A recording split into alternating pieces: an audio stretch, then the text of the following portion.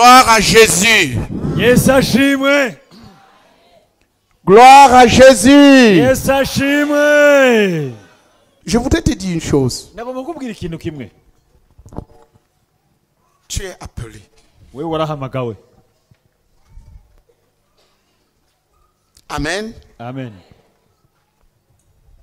Dis à ton frère, tu es appelé. Bari wo mwicara uti warahamagawe.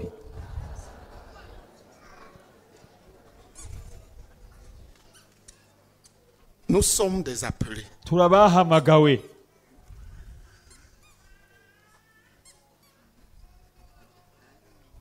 Tu es un appelé. Wewe uri wahamagawe.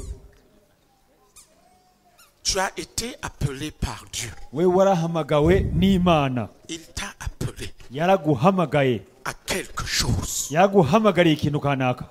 À être quelqu'un Kuba umuntu et à faire quelque chose. no gukora ikintu kanaka. Cela ne dépend pas de René Enone. Ivyo ntibiva kuri René Enone. Pour que tu puisses dire qu'à cause de René Enone, Kugira ntuvuge ngo kubera René Enone tu refuses ngo uheze d'être wanke. appelé. Uheze wanke Cela ne kwakira dépend pas de umuhamagaro. ton pasteur. Ntibiva kuri umupasiteri Cela ne wawe. dépend pas des frères. Ntibiva kuri bene data. C'est qu'il y a ce qui est là-dedans, c'est que Dieu t'a appelé. Ni kirico nuko ikiri cukuri nuko Imana yaraguhamagaye. Amen.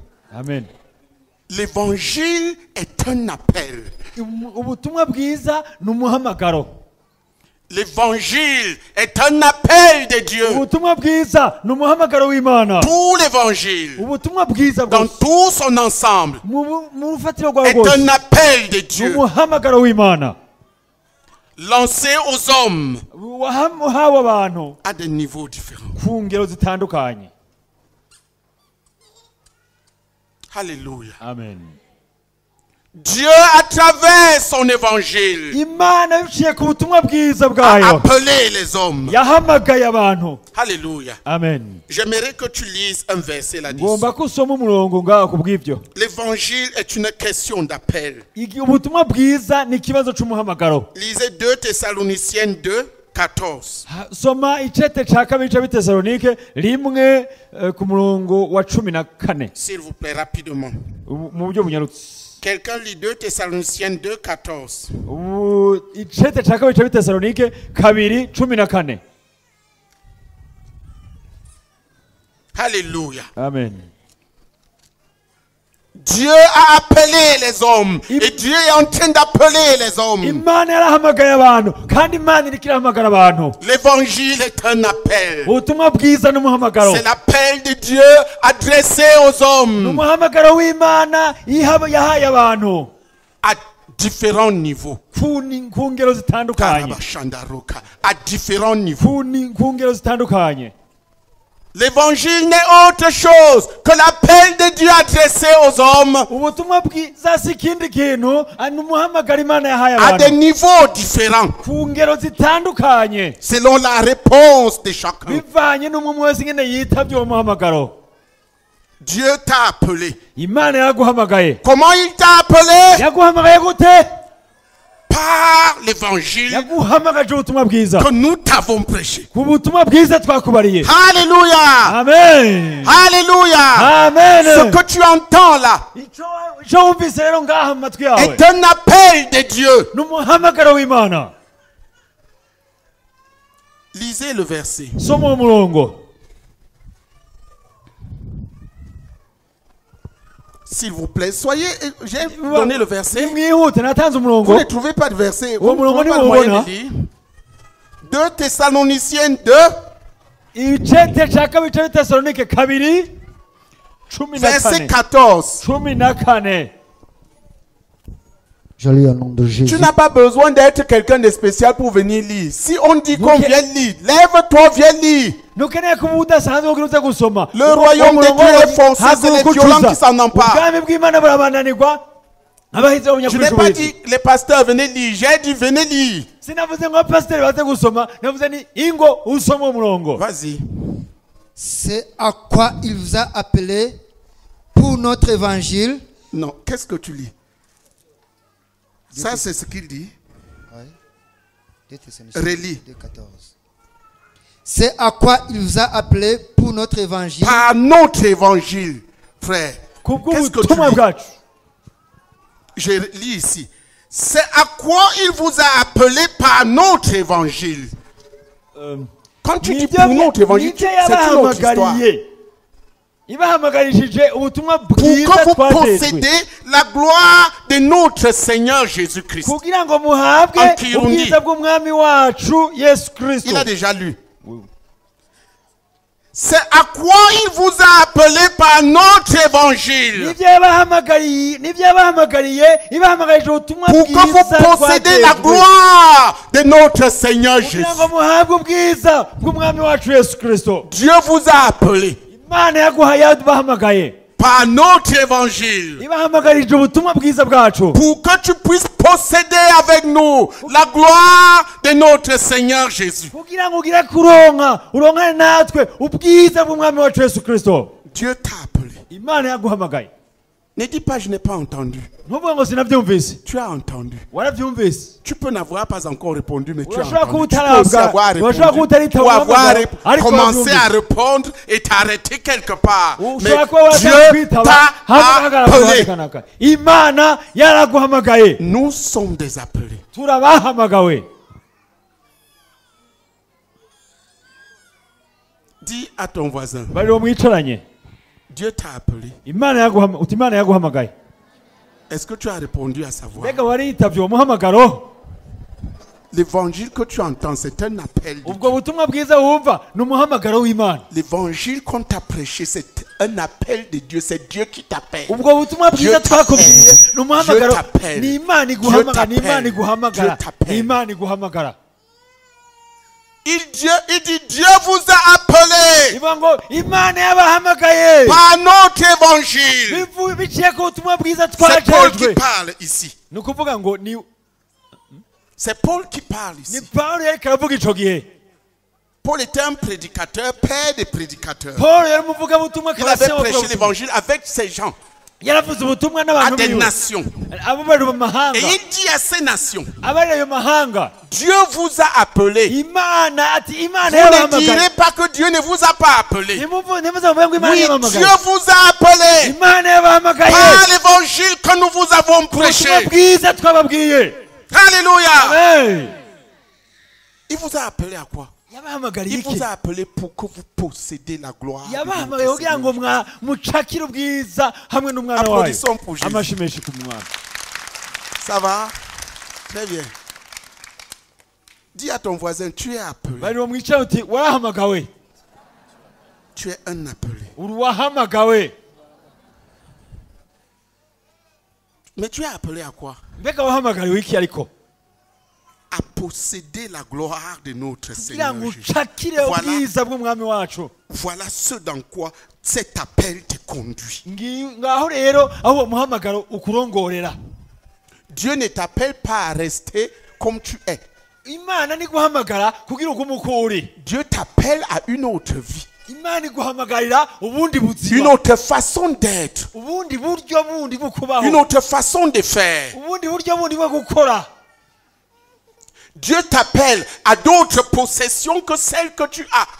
Imana iguhamagarira kuronka uwundi mugabane urengeye ufise. Parce que ce que l'homme a, c'est le péché. Kuko icyo umuntu abize ni icaha. Et l'amour du monde et les choses du monde. Urukundo rw'isi Dieu ni t'appelle iby'isi. à autre chose que ça. Imana iguhamagarira ikindi kintu atari ibyo. Il t'appelle à posséder ce que Jésus possède. Iguhamagarira kugira ibyo Yesu afise. Les biens éternels. Ibyiza by'ibihe bidashira. Dieu t'appelle. Imana yari guhamagara. Dieu t'a appelé. Imana yaraguhamagaye. Tu peux avoir répondu ou n'avoir pas répondu. Urashobora kuba waritabye uwo muhamagaro cyangwa Tu utawitabye. peux avoir commencé à répondre ou n'avoir même pas encore commencé à Urashobora répondre. kuba waratanguye kwitaba uwo muhamagaro cyangwa ukaba utaranatangwa no kwitaba Mais uwo Dieu muhamagaro. t'a appelé Ariko Imana à travers yaraguhamagaye. l'évangile qui t'a été Biciye prêché. ku butumwa bwiza wabwiwe. Tout homme sur terre abantu bose kuri iyi si qui entend l'évangile bumva ubutumwa bwiza entend l'appel de Dieu lancé à l'humanité. bumva umuhamagaro imana iha isi. Quiconque n'y répond pas utishura rero kuba umuhamagaro a signé sa condamnation éternelle. abahisemwo abavuze ati ndicira urubanza nyene rw'ibihe bidashira. Quiconque y répond mal wishura nabi a aussi signé sa destruction éternelle. abahisemwo gusangangurika ibihe bidashira. Dieu imana t'a appelé. imana yaguhamagaye. Et Dieu a appelé et continue à appeler les hommes par son évangile. imana yaraguhamagaye kandi n'ubibandanya guhamagara abantu ibahamagaje ubutumwa bwiza. L'évangile de Dieu ubutumwa bwiza bw'imana est un appel n'umuhamagaro à plusieurs dimensions umuhamagaro ku ngero zitandukanye de Dieu aux hommes. imana ayihamagarira abantu. L'évangile de Jésus, c'est l'appel de Dieu à plusieurs dimensions, à plusieurs niveaux, adressé aux hommes. Il y a le niveau 1, il t'appelle, tu réponds, tu y es. Quand tu arrives au niveau 1, il t'adresse un nouvel appel, tu réponds, tu es au niveau 2. Tu arrives au niveau 2, il t'adresse un nouvel appel, tu réponds, ainsi de suite. Jusqu'à ce que tu sois en pleine possession de la gloire de Jésus. Je suis content de te voir. Je vois que ça va de loin, de très loin mieux. Applaudissons pour Jésus. Quand tu es venu à Christ, frère, le Seigneur a fait du travail. Applaudissons pour cet homme. Le Seigneur a fait un grand travail. Alléluia! Il a progressé. Seigneur, il y a des choses. Regardez, quand tu viens au Seigneur, tu peux vouloir tout au départ. Tu possèdes la gloire. Appel après appel. Tout ne vient pas d'un coup. Mais tout est à toi. Pourvu que quand Dieu appelle, tu réponds. Il appelle à aller plus loin, tu réponds. Au fur et à mesure, tu vas posséder la gloire de Jésus-Christ. Appel après appel. Alléluia. Amen. Alléluia. Amen. Alléluia. Amen. L'évangile de Jésus, tel que nous voulons vous le présenter, est un quadruple appel adressé aux hommes de toutes nations, de toutes tribus, de toutes ethnies. Dieu veut que les hommes entendent ce qu'il a préparé pour eux y répondre. Entre par Jésus et entre dans la gloire qu'il a donnée à son Fils. Et possède avec Jésus-Christ la gloire du Dieu vivant.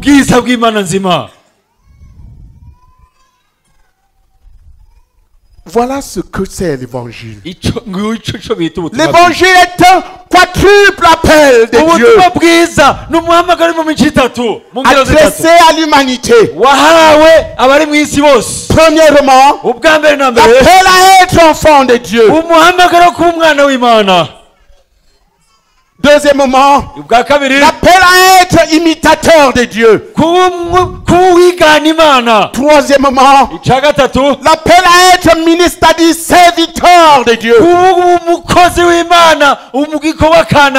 Quatrièmement,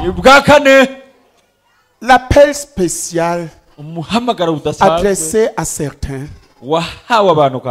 à être des fondations pour l'œuvre de Dieu. Pour une œuvre particulière de Dieu. Un quadruple appel qui correspond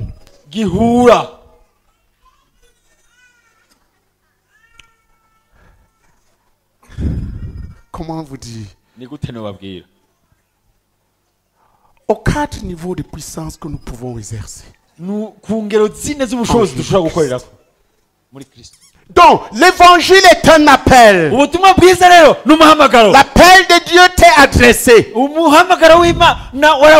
Il a été adressé à l'humanité tout entière. Celui qui répond entre dans une certaine dimension de la gloire de Christ. Entre dans la gloire de Christ et commence à l'expérimenter à un certain niveau. Alléluia. Amen. As-tu entendu l'évangile? Et quand tu l'entends, comment le reçois-tu? Comme des paroles en l'air? Ou comme l'appel que Dieu t'adresse du ciel?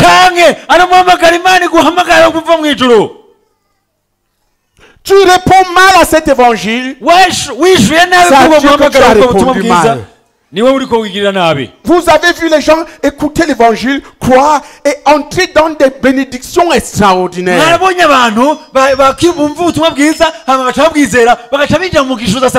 Vous savez ce qui m'effraie? Parfois chez les enfants de Dieu, c'est que l'évangile, une même personne prêche le même évangile. Une fois quand il a prêché, tu étais peut-être un petit, mais bang, tu es devenu normal. Et la même personne reprêche encore le même évangile. Cette fois pour que tu te corriges. Et tu te révoltes. C'est de la folie. C'est que tu as considéré l'évangile comme les paroles d'un homme et non comme les paroles de Dieu. Comme l'appel d'un homme et non comme l'appel de Dieu. Notre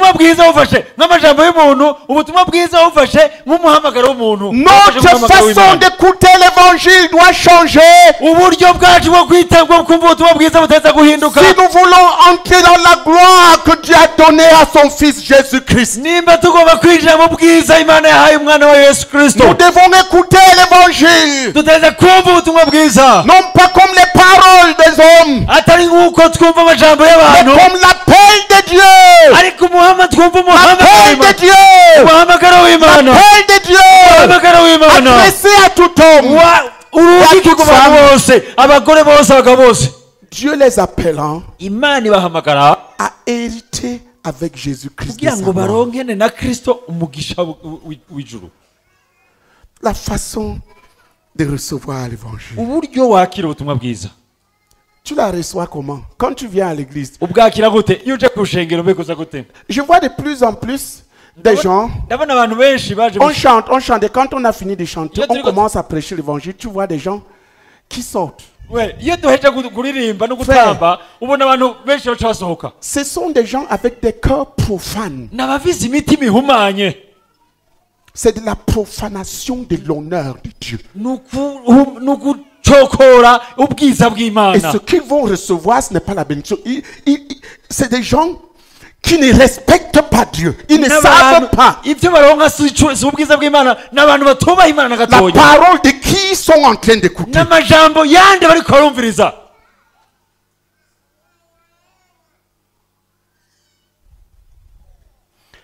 S'il vous plaît, il y a une oreille qui n'entendait pas. Ou un sourd qui entend maintenant. Maintenant, là que je suis en train de parler, il entend. Tu peux exercer, tu entends maintenant. Lève ta main.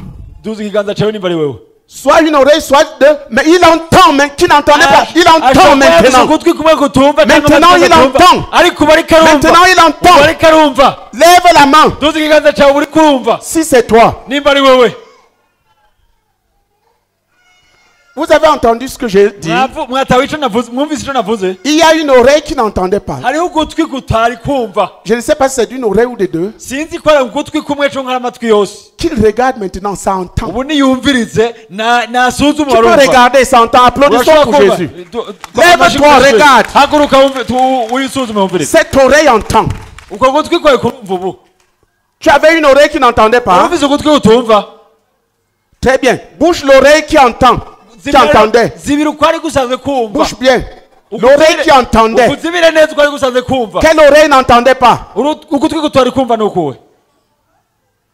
Bien. Bouge l'oreille qui entendait. Eh oui. Eh oui. Bite. Tu entends? Est-ce que cette oreille entend? Ah, est-ce que ça entendait avant? C'est depuis quand c'était bouché, c'était sourd depuis quand cette oreille était sourde? Depuis l'enfance. Applaudissons pour Jésus. Maintenant, écoute. C'est cet évangile-là que certains d'entre vous écoutent avec des attitudes de profanation. Cet évangile qui est la puissance de Dieu qui peut tout changer. Je l'écoute avec de la je m'en foutesse. Tu as des problèmes. Voilà pourquoi plusieurs ont des problèmes. Ils profanent Dieu. Ils manquent de respect à Dieu. J'ai observé souvent les chanteurs. C'est des gens avec le cœur léger que si Dieu n'avait pas pitié, certains peuvent disparaître. Ils ne savent pas. Regardez frère, une parole sort de l'évangile, tu vois des miracles s'opérer. Et tu ne donnes pas du respect à cet évangile. Tu l'écoutes comme si tu avais affaire à la parole d'un mendiant. Nos cœurs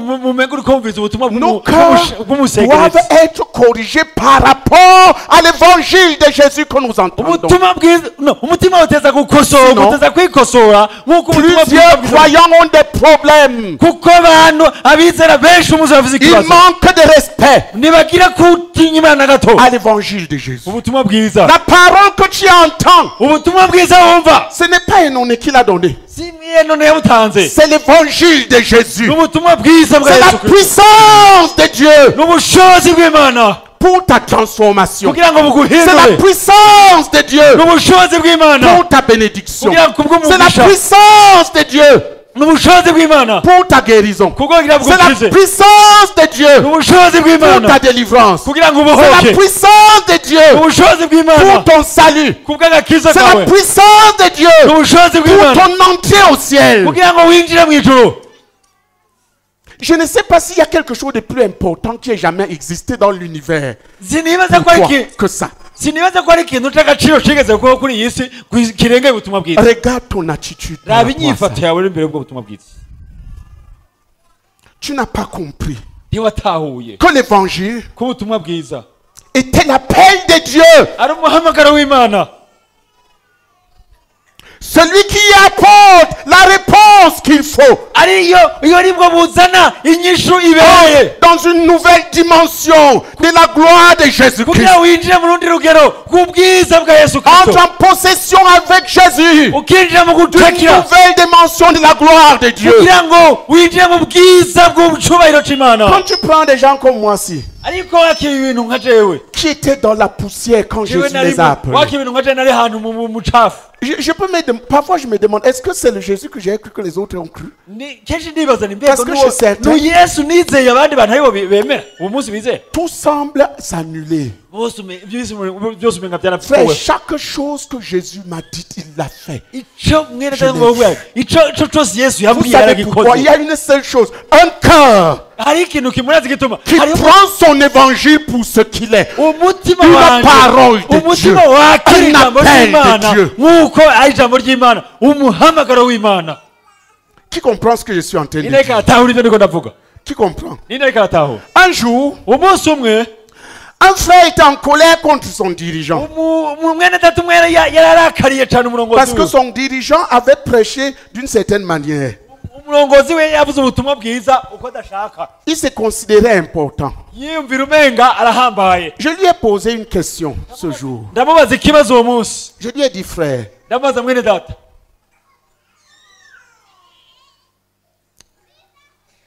est-ce que Dieu a souvent utilisé ce frère pour te bénir?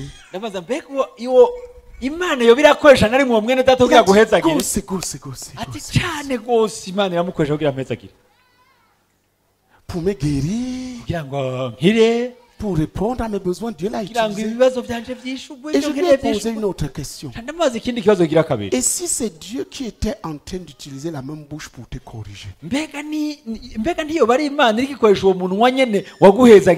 ne parle que pour bénir. Si tu as accueilli la bénédiction avec tant de joie, et c'est de la même bouche que la même parole sort, comment peux-tu être si fou pour ne pas considérer que c'est Dieu? Puisque tu reconnais que la bouche de ce frère a été utilisée. Et que ce qu'il est en train de te dire, ce n'est pas sa parole à lui, c'est la parole de Dieu. Des cœurs profanes, des cœurs qui manquent de respect à Dieu, qui manquent de respect, précieuses de Dieu. L'évangile là que tu entends, regarde cette sœur, juste parce qu'elle est là, en entendant son oreille s'est ouverte. Quelqu'un d'autre là, pendant qu'il écoutait, il ne sait pas, mais ses dents sont guéries. Tu peux regarder tes dents, regarde-les, c'est guéri. C'est qui? Regarde, les dents, c'est guéri. Juste parce que tu es là et tu entends cette parole. Tu as un problème de dents, regarde. Si tu as encore mal, c'est qui? Lève la main. Regarde, tu avais mal aux dents. Tu es dans cette salle, tu es sous cet évangile. Rien qu'en écoutant, tu es déjà guéri. Regarde.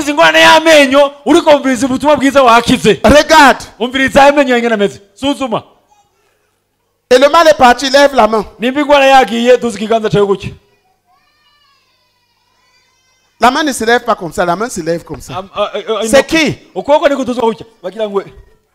Applaudissons pour Jésus. Mais il devrait avoir une personne là qui avait des problèmes de dents. Qui avait des problèmes de dents là. Regarde. Je ne sais pas si vous êtes ici ou si vous êtes ailleurs. Regarde. Tu as mal? Tu as encore mal maintenant? Lève-toi.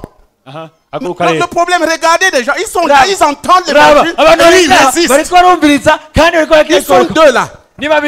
Quelqu'un d'autre est parti la prendre. Applaudissons pour Jésus. Mais il était là. Tu as encore mal? Bon, quand on a appelé, tu étais où? Tu étais parti en voyage? Tu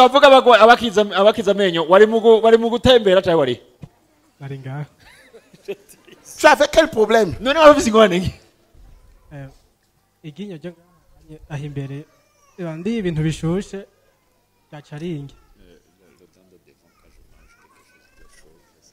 Tu pouvais sentir?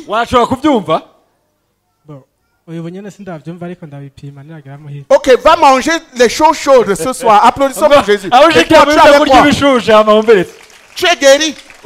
Tu avais quoi?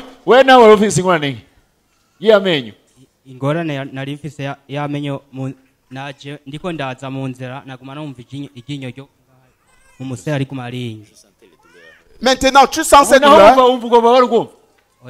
Nukuvuga yuko nashize aho ntangoye kumviza ubutumwa byahetse. Depuis que j'ai commencé à écouter l'évangile, c'est fini. Et quand on t'appelait, tu étais où?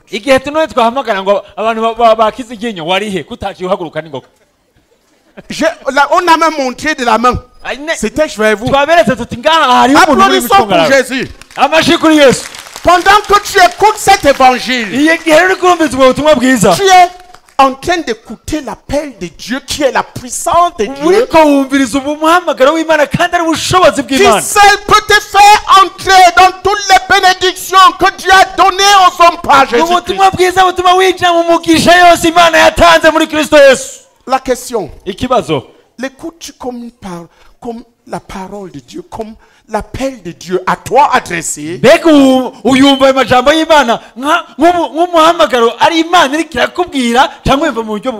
agis-tu envers elle comme si c'était la même que la parole d'un voleur de poules?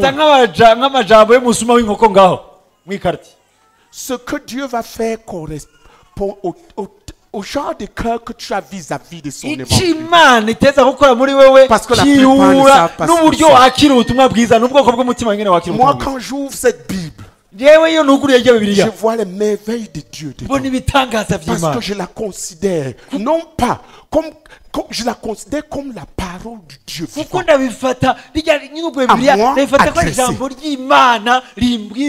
L'évangile que tu entends là, tu le considères comme quoi? Ce que tu vas entendre pendant ces jours-ci, tu vas le considérer comme quoi?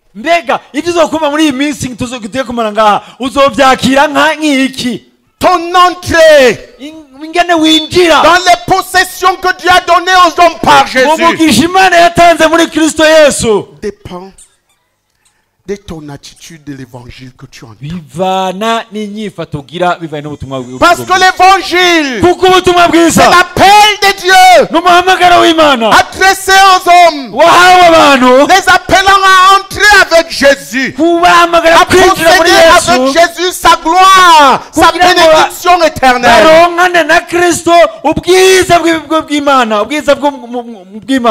Je suis étonné par les enfants de Dieu dans la vie desquels Dieu n'est entré. Il n'y a jamais rien. Tout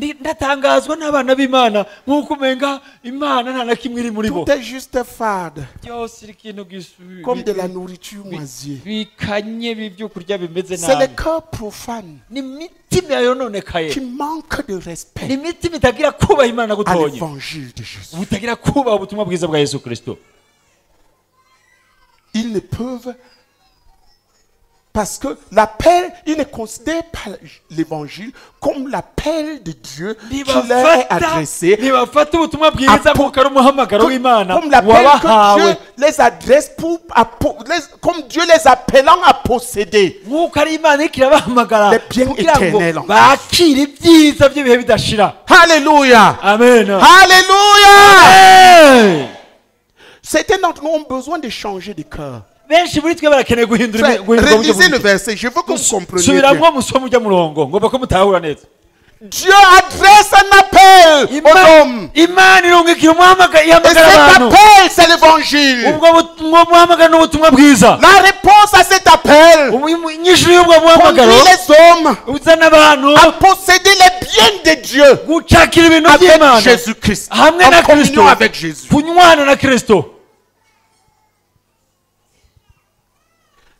La sainteté de Dieu avec Jésus, la pureté de Dieu avec Jésus, l'amour de Dieu avec Jésus, la puissance de Dieu avec Jésus, la bénédiction de Dieu avec Jésus. Je vois des jeunes gens. Ont-ils compris que ces mots qu'ils entendent, c'est Dieu qui les appelle à entrer dans sa gloire éternelle en communion avec Jésus?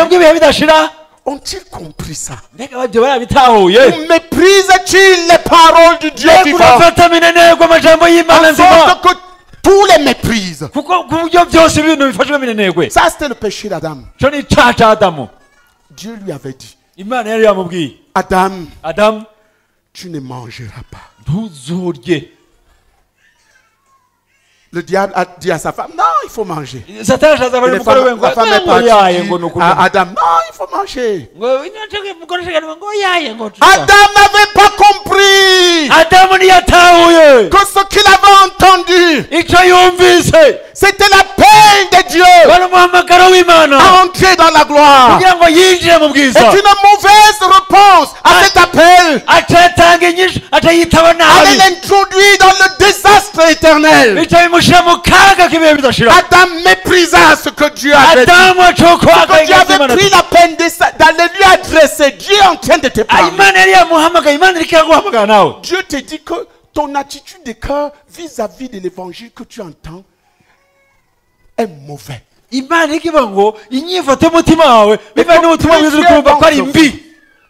Sont en train de manquer d'entrer dans ce que Dieu leur a préparé parce que leur attitude est mauvaise. Ils ne considèrent pas l'évangile comme l'appel de Dieu, la parole que Dieu leur adresse spécifiquement.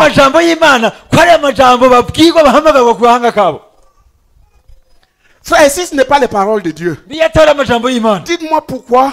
Le simple fait d'écouter, plusieurs sont en train d'entrer dans la bénédiction. Quelqu'un avait fortement mal dans le pied à partir d'ici. Il avait de la peine à marcher. Juste parce qu'il est là, il écoute. C'est parti, qu'il regarde. Qu'il regarde. Qu'il regarde maintenant. Parce que ce devant quoi tu te trouves, c'est la puissance de Dieu pour le salut de quiconque croit. Toi, tu as l'évangile. As-tu la bonne attitude? C'est qui? Il avait très mal. J'ai dit regarde, c'est parti. Lève-toi. J'ai dit regarde, tu regardes. Tu n'as plus mal. Lève-toi ou lève ta main. Applaudissons pour Jésus. Les voilà. Ce n'est pas un homme qui est parti guérir. C'est la parole que tu entends est une puissance. Ne t'assieds pas. Il a dit de t'asseoir. Ne t'assieds pas encore. Tu avais mal où?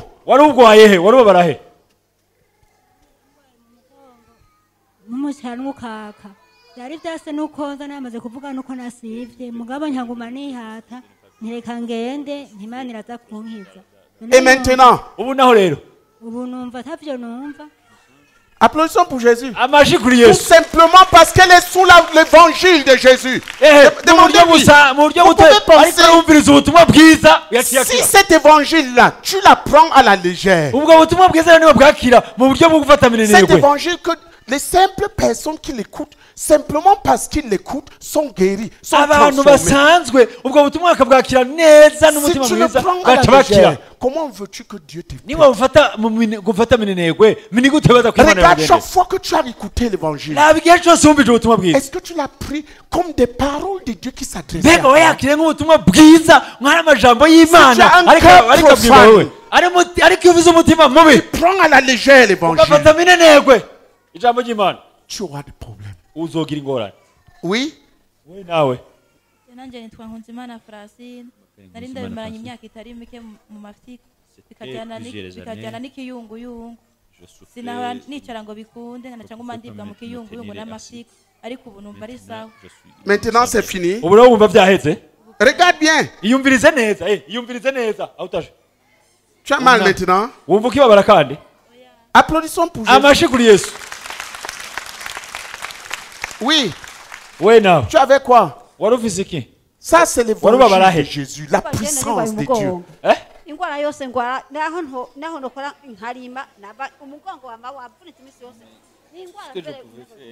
Et maintenant?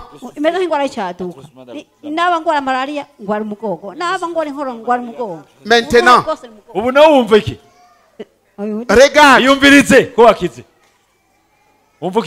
Bouge, regarde, est-ce que tu as encore mal? Fort. Applaudissons pour Jésus. Voilà. Pourquoi ça arrive comme ça? Tout simplement parce qu'elle est là où l'évangile comprend. Si ce que cet évangile te dit après que tu as vu ça, ubu butumwa bwiza kubwira wamaze kubona ibintu Je le prends à la légère. Dis-moi comment Dieu va te traiter. uzobura ingene Imana izogukorerako. Oui, donnez-lui. Nguyu muhe mikoro nayo avuge twumvire. Yesu ashimwe. Amen. Oui. Jewe nabifashwe n'umusonga wo mu rubavu gutya ukamengo ni icumu kandi byandabije kimwe na kimwe. Bana iko ndumviriza ubutumwa bwiza kandi nkizera yuko Imana iri kirakora. Bonyene nagiye numva nkize nta nakana gato ndiko ndababara muri kana kanya nshimira. Applaudissons pour Jésus. Amashimeshi kuri Yesu. Il n'y a pas que ça. Nta kindi atari ibyo. Si me mets à parler maintenant, tu seras étonné de ce que le simple fait que les gens écoutent ce. Regarde. Yumvirize. Il y a quelqu'un qui avait, je ne sais pas si c'est un ulcère. En tout cas, quelque chose qui avait gonflé et qui lui faisait très mal. Le simple fait qu'il est ici, qu'il entend. Dis à ton voisin, ce que tu entends, c'est la puissance de Dieu. Dis-le à quelqu'un.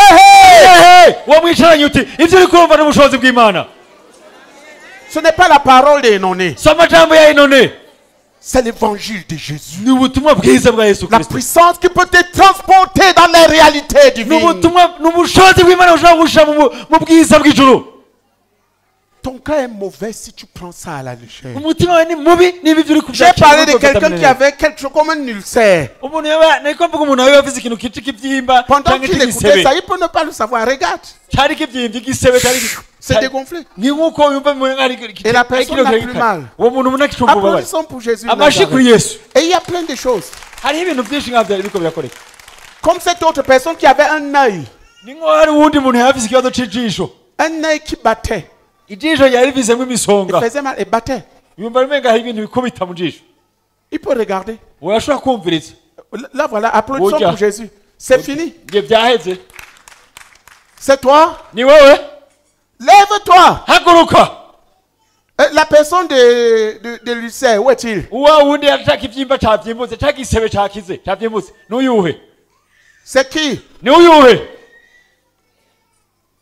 Il peut ne pas comprendre ce que j'appelle l'ulcère. Donc voilà, applaudissons pour Jésus. Demandez-lui ce qu'ils avaient. Quand tu vas partir chez toi et tu reviens ici pour prendre à la légère ce que tu entends,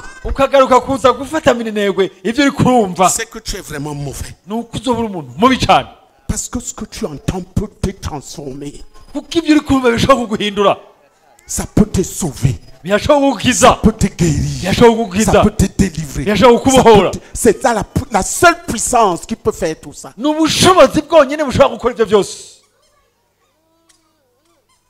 Oui. Dieu veut que plusieurs ici changent d'attitude vis-à-vis de son évangile. Des gens qui écoutent l'évangile et sont sans respect. Sans respect de ce qu'il dit. Des cœurs profanes. Oui.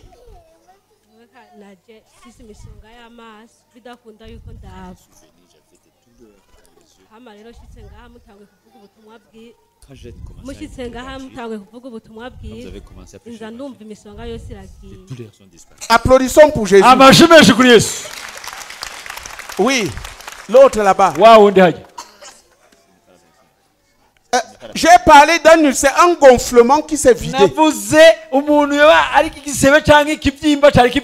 Pendant qu'on écoutait l'évangile.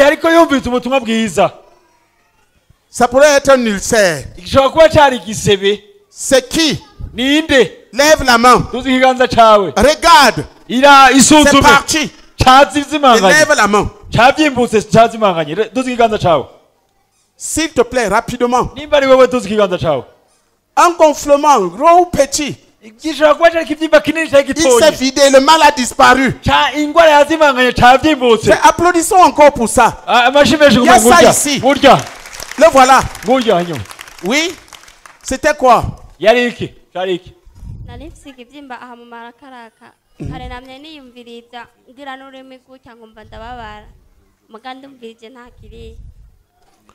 Applaudissons pour Jésus.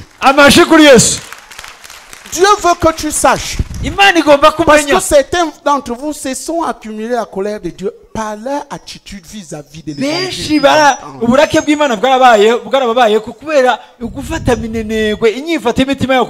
Ils ont des problèmes.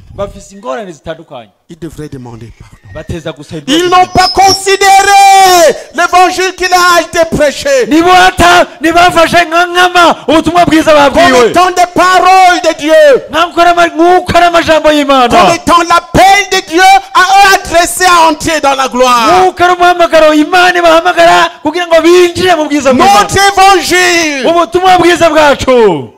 c'est l'appel de Dieu. Tu dois crier à Dieu, lève-toi et prie. Que Dieu change les cœurs profanes. Que Dieu change les cœurs. Que Dieu change notre attitude. Et nous délivre des attitudes profanes vis-à-vis de l'évangile. Des attitudes profanes l'évangile. Donnez quelques-uns à ceux qui veulent prier ici, priez les autres. Prie pour toi-même.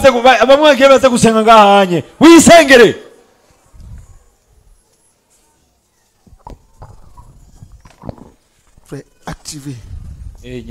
Mwami ndaguha icyubahiro gose mwami kuri mugoroba data. Mwami ndagushimye cyane gose mwami kuri kurugura amaso mwami. Umwe wese hagati yacu data. Kugira ngo tumenye kandi tumenyere ko ubutumwa bwiza bwa Kristo atari bikino, atari amajambo mu kirere, ariko ari ubushobozi burokora, ko ari ubushobozi bukiza, ko ari ubushobozi bubohora, ko ari ubushobozi bunagura, ko ari ubushobozi bushobora kudushira mu bwiza bw'Imana data. Kugira ngo umwe wese ari hano mwami ahindura umutima wiwe mwami, mpindura umutima wanje mwami imbere y'ijambo ryawe mwami, kuko ari ubushobozi bushobora kuncungura, bwaracunguye amahanga, bwaracunguye benshi, bwaracunguye ingo mwami, ndakwingize gose mwami, umwe wese umugeze mwami ate gushoboza bwiza mwami, ari ubushobozi kugira ngo yitaruka abanazima n'ibintu byose byo gukengera gusuzugura ijambo ry'Imana, kwari gusuzugura Imana mwami. Hindura ibintu imitima yacu kuri mugoroba mwami, hindura imitima yacu kuri mugoroba, ndakwigize gose mwami mu izina rya Yesu, amen.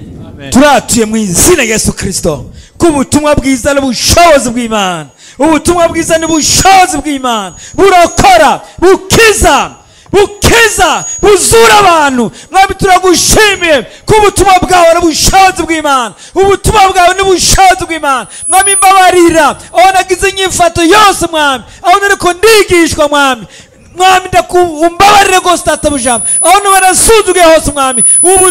Ubutumwa nuwariko arabutanga nubwo buryo bwatangwa mwami, mbabarire gose mwami, ndihanye ucugendera umuntu wese ngaha mwami yafashe inyifato y'akaga yo gusuzugura ubutumwa buriko buravugwa kandi bwaraburokoye agasuzugura uriko arabumuha mwami, umugendere ugurira amaso umuntu abone ko ibintu vyinshi bitagenda neza mu buzima bwiwe, ko vyabaye gusuzugura ubutumwa bwiza mwami. Ndabatanga ubutumwa bwiza, habo kwihana, habo guhindukira mwami. Mwami yaragendera umuntu wese umugendere hano hana tawure mwami, mwami ahindukire mwami, aha agaciro ubutumwa bwiza mu mutima wiwe, ni mu izina rya Yesu Kristo, amen. Amen.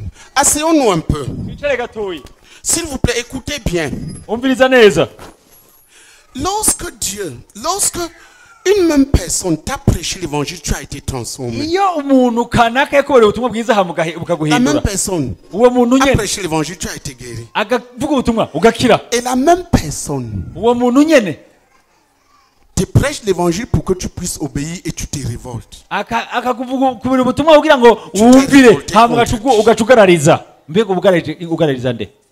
Paul dit, notre évangile, c'est-à-dire l'évangile de Dieu que je vous ai prêché et que mes enfants, ceux que j'ai bâtis, vous ont prêché, est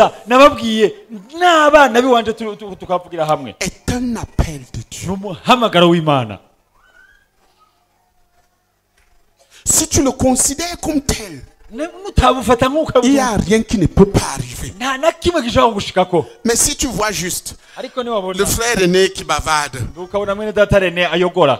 frère, tant pis pour toi. Il n'y a rien à faire.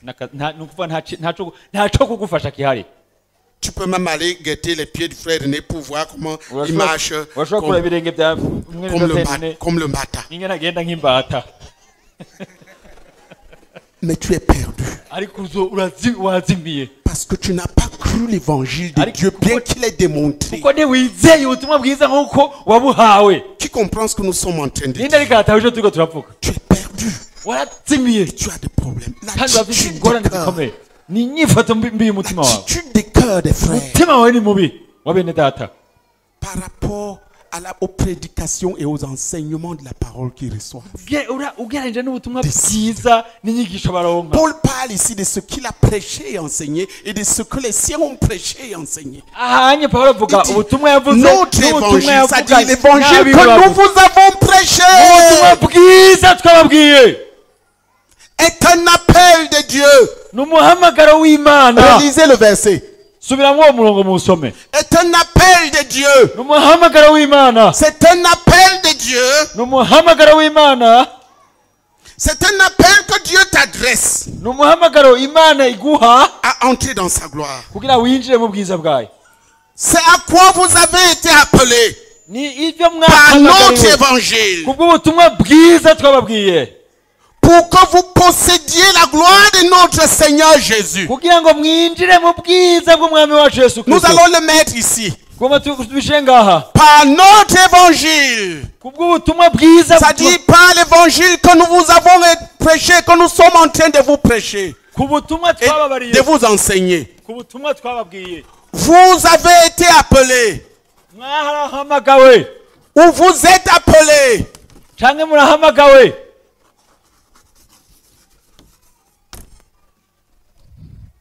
Par Dieu pour posséder la gloire de Jésus-Christ.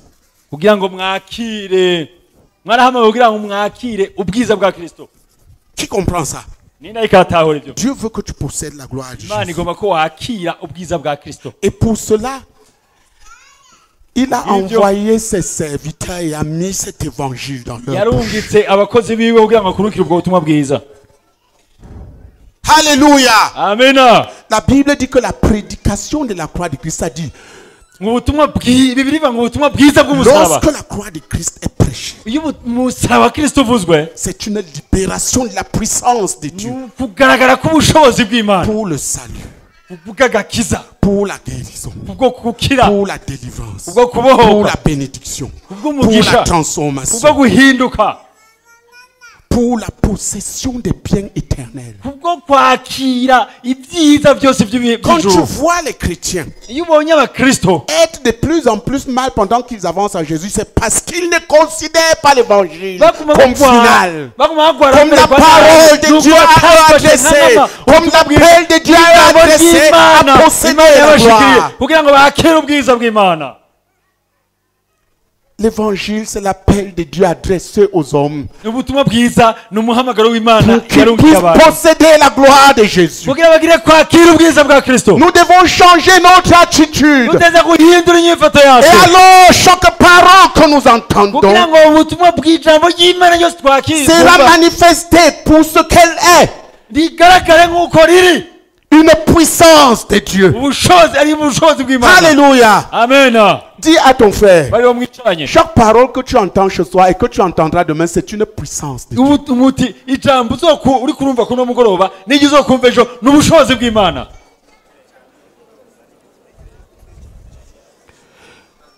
Quand les gens viennent à l'église dimanche, est-ce qu'ils viennent écouter la parole comme venant pour recevoir